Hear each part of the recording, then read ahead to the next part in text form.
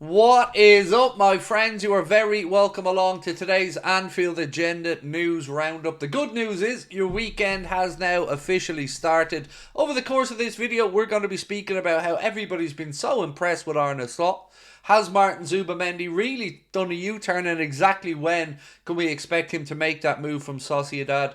A little bit on Alphonso Davies, Ray and Cherki, and a warning that Jamie Carragher has for Trent Alexander-Arnold. So once you've watched the video, you know we'd love to know your thoughts. Do let us know in the comments section.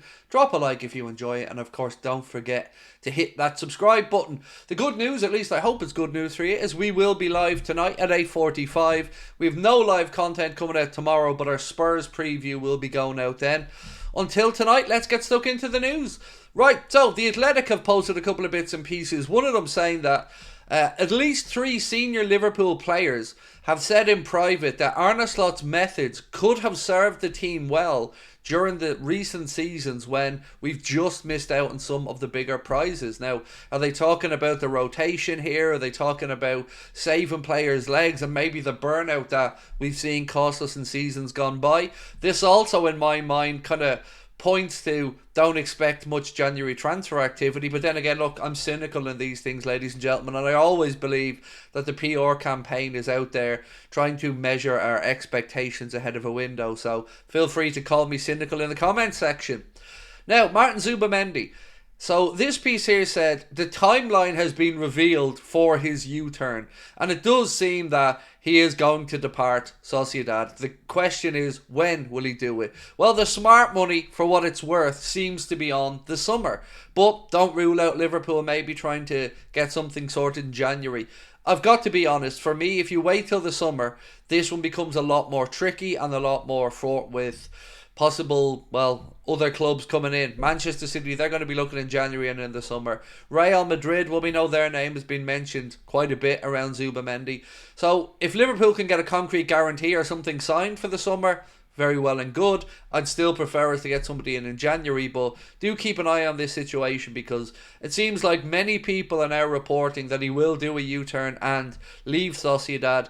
I just don't know whether it's going to be this winter or in the summer. If you're asking me what I think we need to sort the midfield position in January, because I don't want to sit here in April or May talking about what may have been, or Ryan Gravenberch being overworked or injured. So we need to get it boxed off for me. But of course, I'd love to know how you guys feel about it. Next up, a potential loan move in the works for Tyler Morton. So obviously Tyler Morton played in the recent Carabao Cup quarter-final victory over Southampton, and it's been reported here by Football League World that a couple of clubs are interested in him, but Sheffield United are advancing in talks to bring Tyler Morton in on loan from January to the end of the season, and it's probably the best thing. I can see him getting limited minutes at Anfield. Obviously, we're now into the semi-finals of the League Cup where we take on Spurs. He probably would have got some minutes against Accrington Stanley in the FA Cup, but overall, I think his minutes will be limited here, so I think that's probably the right move for Tyler Morton. Right, Alphonso Davies. So there's lots of breaking news around this from many people in Germany, and a couple of journalists are now starting to say that Liverpool may well be one of the clubs in the mix for Alphonso Davies. Christian Falk, who I would always say take with a massive pinch of salt, has said Alphonso Davies is open to a potential transfer away from Bayern Munich. He specifically says to Liverpool. Now, other journalists have said Liverpool's name will be one of those in the mix, but I don't know on this one, ladies and gentlemen. Would I take him at Liverpool? Absolutely, I would. 24 years of age, tried and tested at the top level.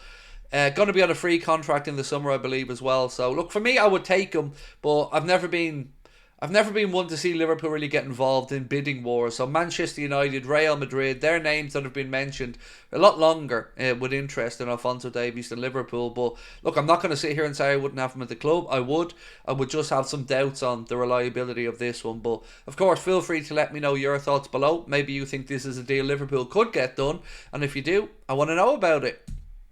Right, so Another snippet here from Lewis Steele on Alphonso Davies and, of course, Ray Knight-Nuri. So he said another possibility could be Wolves, Ray Knight-Nuri. Well, top Premier League clubs will be keeping an eye on Bayern Munich's Alphonso Davies, given his contract is set to expire in the summer. So as I mentioned, not just Christian Falk, there are other journalists starting to link Liverpool and Premier League clubs with a move for Alphonso Davies. Sticking with Christian Falk, he also said Alphonso Davies is open to a potential transfer away from Bayern Munich. He's not 100% fixed on United or Real Madrid. I heard that talks with Bayern at the moment are on ice until January. His agent will talk with any interested club in the new year. He went on to say, when he's on his tour of England, Liverpool could get a meeting with him. It will be a good club for Davies, of course, given they play a style of football that would suit him. Liverpool naturally have a chance. So again, take from that what you will. So another Premier League director, this time a sporting director of another Premier League club, has been praising Arne Slot. It feels like the world is waking up to how good Slot really is. So this piece here said, a Premier League sporting director and one of Liverpool's sporting rivals has spoken about Arne Slot and said, everybody in the game is so impressed with him. He's likeable, staggeringly understated and cool as hell. I've been amazed at the success of him, as like many others, I thought when Jurgen left it would be an extremely difficult task to come in and follow. And you can see there, he is impressing not just us Liverpool fans, but everybody throughout the game. And it's easy to see why Richard Hughes, Michael Edwards and those in the recruitment staff wanted to make Arne Slot the new Liverpool head coach. So a little bit on Ryan Cherki now for you.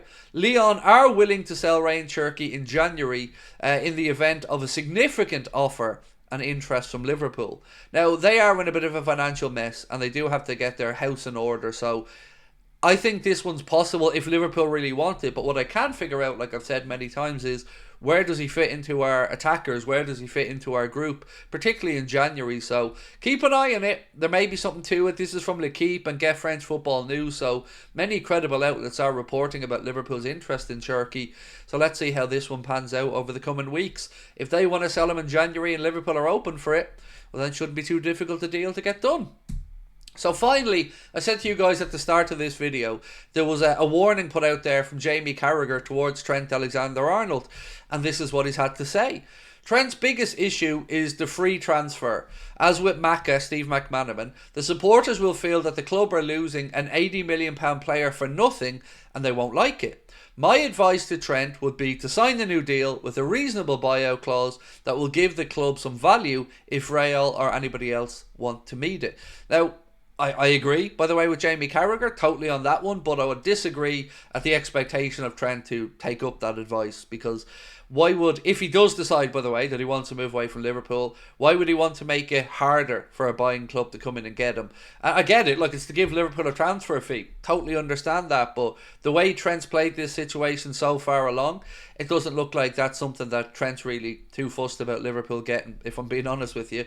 So let's wait and see how it pans out, but of course, we don't know what Trent's thinking because he hasn't come out and said much. So let me know in the comment section what you think and everything we've spoke. What's think? Funk? Think? Thank?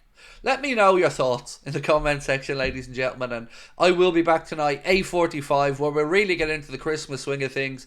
I hope to catch up with you all. It's our last live stream before Sunday, and be lovely to catch up with you all tonight, 8:45. You know the drill now. Looking forward to reading your comments. I'll catch up with you later. Much love. Bye-bye.